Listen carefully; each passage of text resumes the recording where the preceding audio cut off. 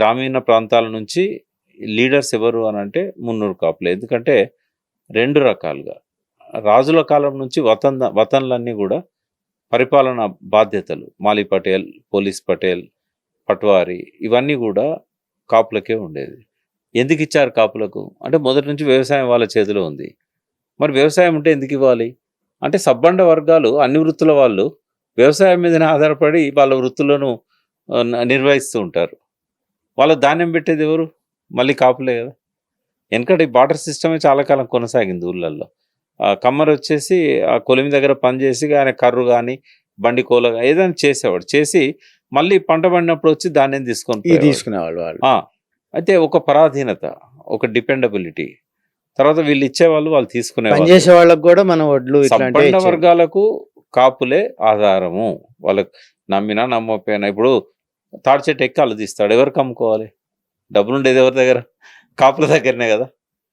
ఇప్పుడు ఇట్లేంటంటే ప్రతి వృత్తి కూడా వ్యవసాయం మీదనే ఆధారపడి ఉండేది.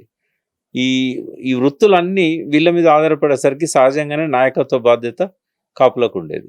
నిజాం కానీ అంతకంటే ముందున్న కుతుబ్ షాలు కానీ గ్రామాలలో కంట్రోల్ ఎవరు చేయగలుగుతారు అంటే కాపులే చేయగలుగుతారు. ఎందుకంటే ఆస్తిపరులు, జమీందారులు. ఈ రెడ్లంతా ఆఖరి నిజాం అంతకంటే ముందున్న నిజాం ఇచ్చిన భూములు తప్ప రెడ్లకు అప్పుడు భూములు ఎక్కడివి, చాలా తక్కువ ఉండేవి. వాళ్ళు చాలా దయనీయమైన పరిస్థితులే ఉండేది వాళ్ళకి ఆ రోజులలో. వెల్మలు కూడా అంతే. ఏదో ఒక 100-150 సంవత్సరాల సంపన్న చరిత్ర తప్ప అంతకంటే ముందేం లేదు. సో ఎప్పుడైతే ఈ వృత్తుల మీద ఆధారపడ్డ సమాజం తెలంగాణలో ఉండిపోయిందో పటేళ్ళు వతందారులు ఎవరైతే ఉన్నారో కాపులే ఉండేది. గ్రామంలో కులాల మీద కూడా వాళ్ళదే ఆధిపత్యం ఉండేది. కాబట్టి ఒక లీడర్షిప్ రోల్ ఎవరిది అంటే కాపులది. కొన్ని వేల సంవత్సరాలు, వందల సంవత్సరాలు కాదు, వేల సంవత్సరాల నుంచి కూడా వ్యవస్థ అట్లే ఉంది తెలంగాణలో. లాస్ట్ 100 yearsలో చాలా తేడా వచ్చింది. ఎందుకంటే వ్యవసాయం చెరువులు ఎండిపోవడము, ఆ వృత్తులన్నీ కూడా పోవడము,